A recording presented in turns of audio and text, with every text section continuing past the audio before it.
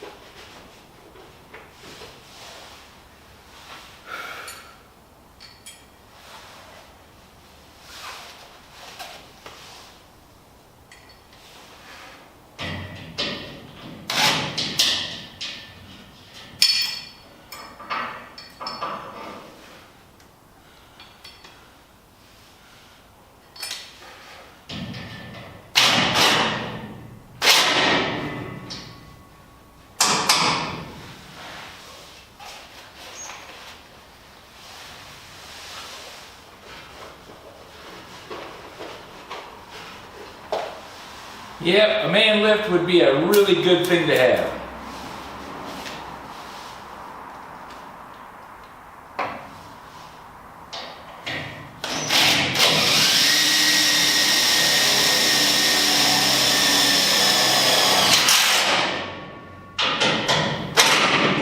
The ladder's nice.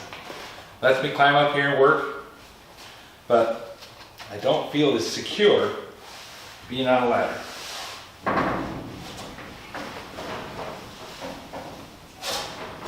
And this is a really good ladder. I mean, it's rated at 300 pounds. It's 20 foot tall, so I'm standing on a double beam. Gives me 2 steps to stand on instead of just 1 rung. It's a good ladder, but I just don't feel as comfortable as I used to. Not.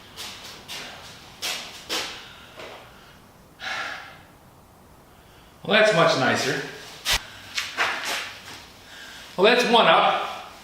Still got a lot of work to do. I've got to run conduit up there.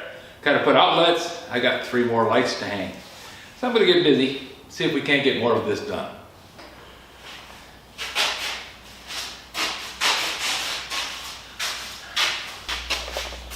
I used to pull inventory at factories. It wasn't something I did a lot of because I worked maintenance, and maintenance usually was working on equipment while everybody else was doing inventory. But occasionally we didn't have anything done, or else we got it all done early, which is a good thing, I think. Anyways,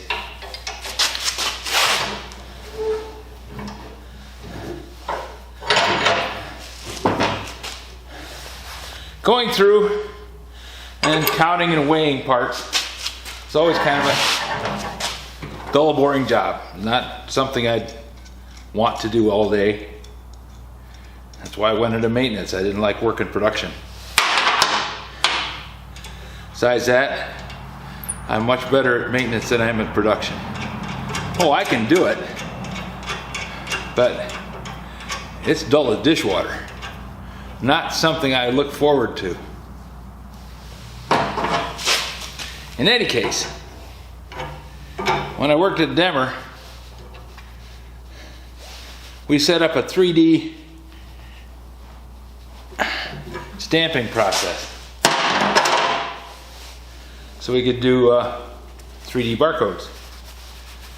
I think they're called something else now, but at the time, when they were first coming out, they called them 3D barcodes. And it was nice.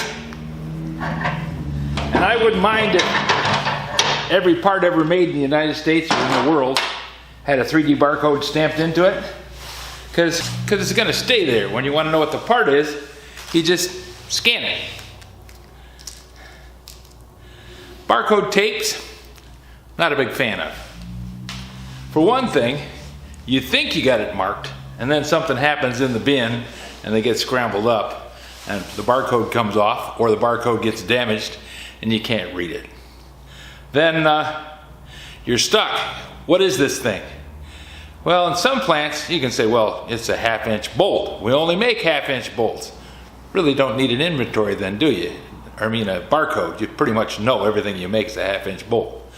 But if you make every range and size of bolts, sometimes hard to tell the difference between a metric bolt and an imperial bolt, because they're real close. 3/8 comes to mind. 3/8 16, it'll cross over. And it's close enough, it'll go in about 4 threads, which I always told everybody, you know, when you're running a impact driver, put it in 2 threads. That way you know it's started and you're not going to cross thread it. Well, if your imperial bolt will go into a metric hole and go 4 threads before it binds up, you're already into the impact driver and the driver don't care. It just goes through and chews up the threads. We had a part we were making that had a gas fitting on it. And for some reason they put 1 metric bolt, 1, on the tank. Don't know why. But it called out for a metric bolt. And it was a welded on plate, so it had a welded on plate with a metric bolt hole in it, threaded hole. And We looked at the blueprints and it didn't have a good mark on that and didn't really know what it was. So we tested it with the thread gauge. The hole was 1/4 inch. The plate was 1/4 inch thick. It's 4 threads. Went just fine. Tightened up and everything, but it was wrong. And you don't want to send somebody a fuel tank with the wrong thread bolt in it. Now, as soon as I found out that they had made the mistake, we called the company, said we've got one batch of tanks out in the field that have the wrong bolt in them. So they went along and changed the bolts and got them taken care of, and it was no big problem. But having a ID number on the thing means that you would know that this bolt is a metric bolt and that bolt is an imperial bolt. It wouldn't help you with a tapped hole though. But if you had it stamped next to the tapped hole, this is a 1.514. Okay, you know it's a 1.514 bolt. That works. Instead of driving a 3/8/16 in. People make mistakes, life goes on, and we fix the problem. Just kind of annoying. Okay.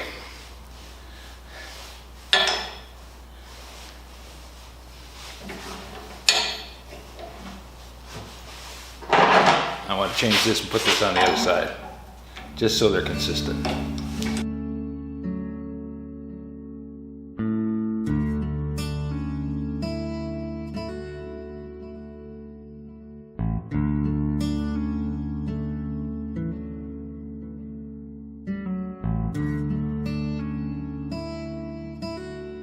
Okay, it's ready to go up.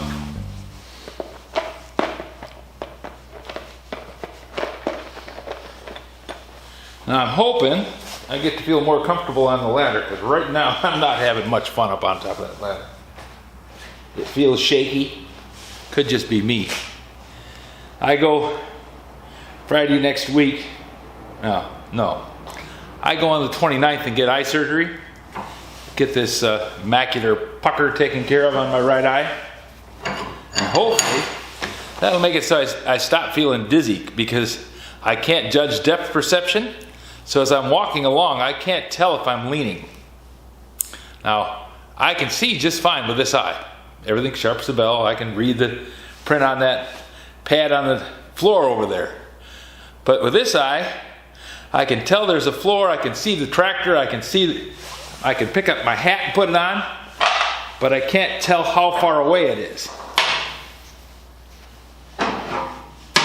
So reaching for things is a bit problematic. With both eyes open, I got a better shot at it, but I still, as I'm walking through the building, a little shaky. When I'm trying to put the ladder up, standing there looking up overhead, not having great success at it. But we're gonna manage. Got things to do. Gonna keep on trucking.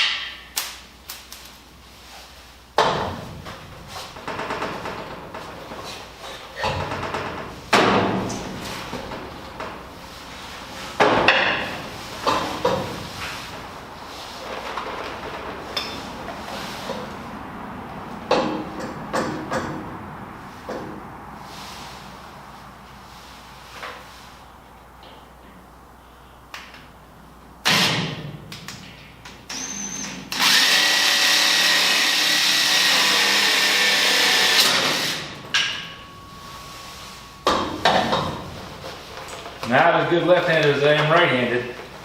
That's for sure.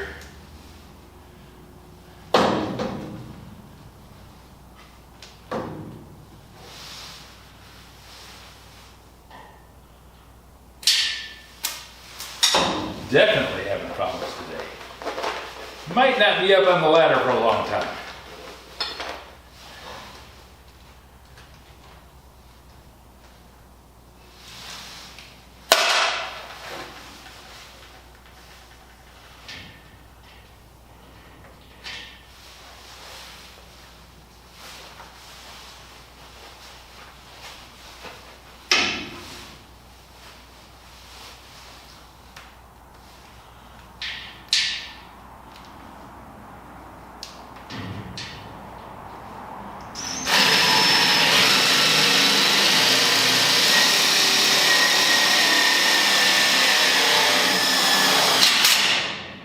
Okay.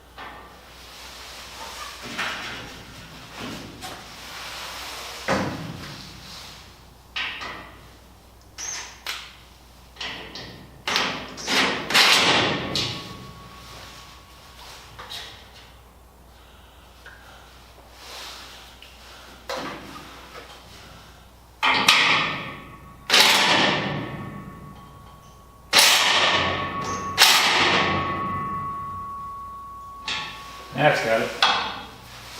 See if I can get another one started in there.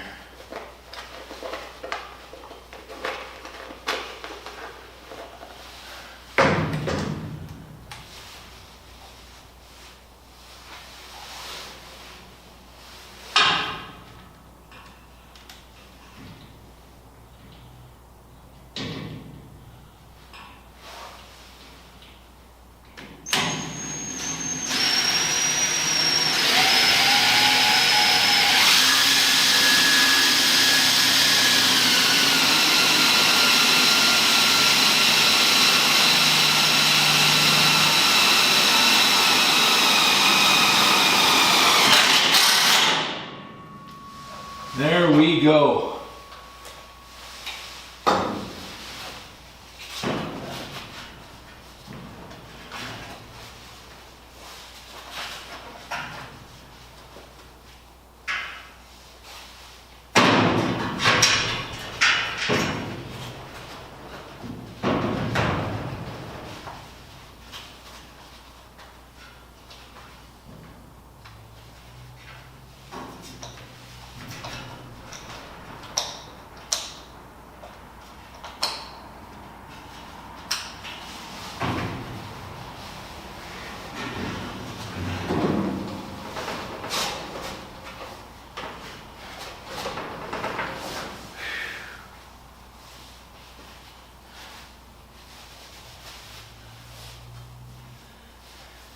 Having that quartz iodide light shining on me as a light source makes it warm up here.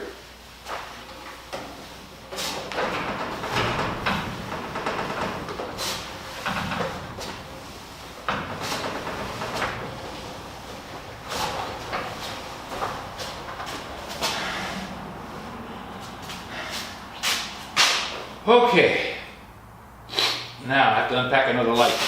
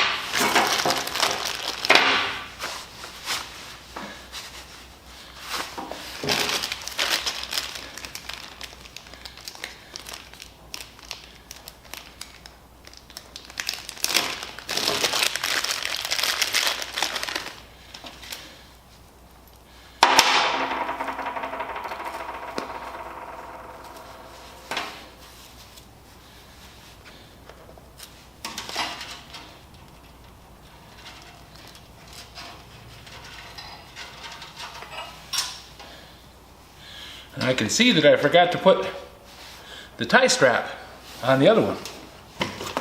I'm going to be up on the ladder more times than this.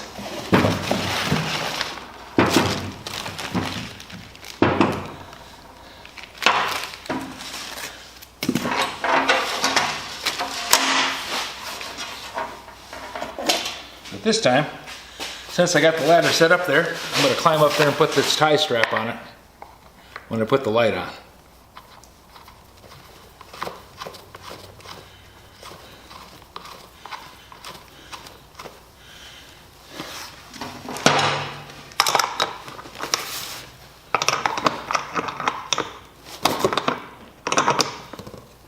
There.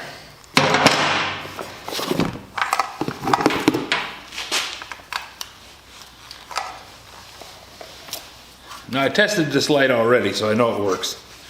But before I put them up, I want to test each one of them as I open the box, just to make sure they light off before I get them all the way up there and get them hung.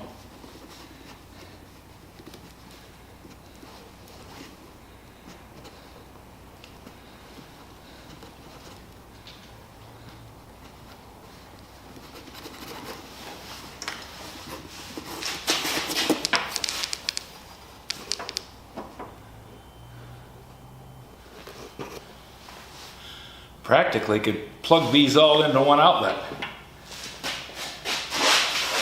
Right in the center. Not have to put two outlets. But it'd be nice to have another reset box up there in case I want to do something. Yep, we'll just go ahead and put the box up there. I already got it bought.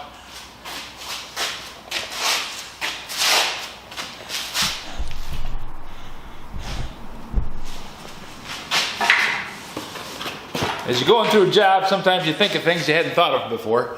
This got a 6-foot cord on it, 6'6". I got a 24-foot building. That means the lights are spaced about 12 foot apart from each other, 6 foot from the wall, 12 foot from each other. They land right square in each one of these sections of floor. So I was thinking, well, maybe I could just put one recep right in the center and save having to run all that extra conduit and wire. Not a bad idea.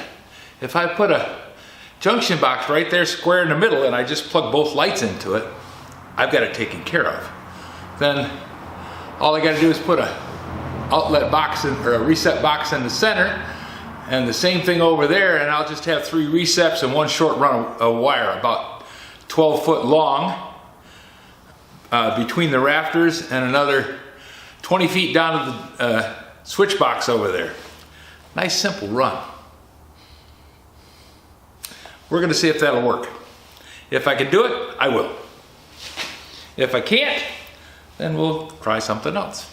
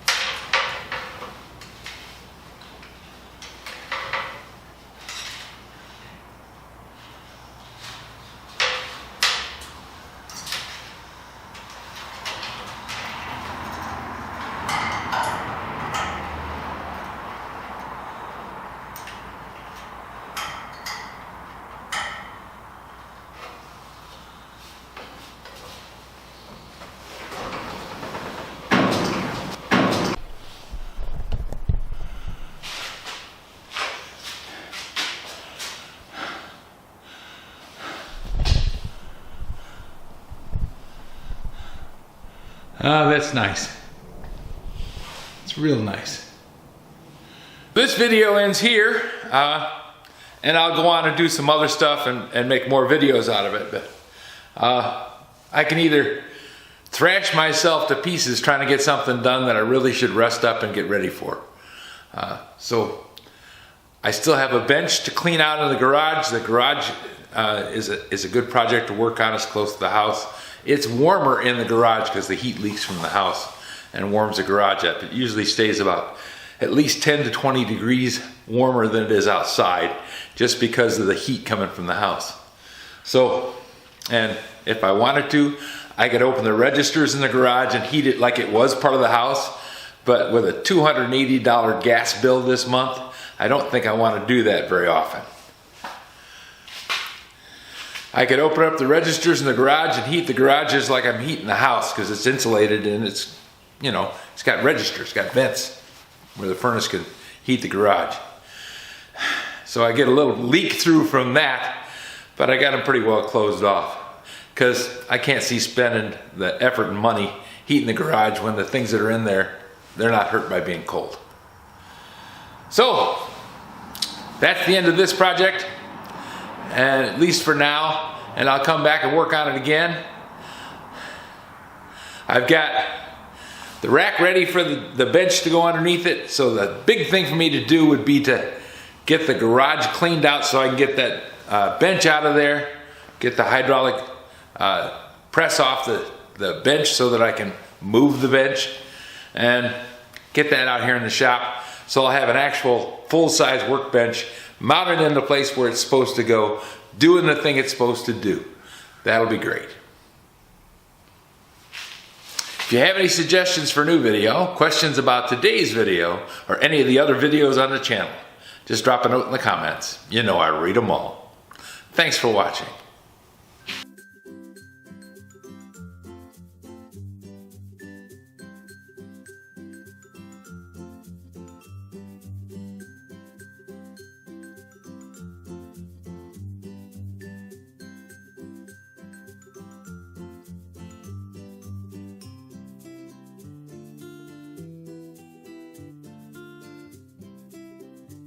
This video is not to be viewed by anyone under the age of 13 in the U.S. or 16 in the European Union without the express written permission of the parents or the legal guardians of the underage person. Such written permission must be on file at the local government entity in charge of enforcing the rules and regulations established by the FTC. Anyone violating these terms is admitting by default that they hold harmless the owners and operators of this channel. Any and all questions should be addressed to your local branch of the FTC.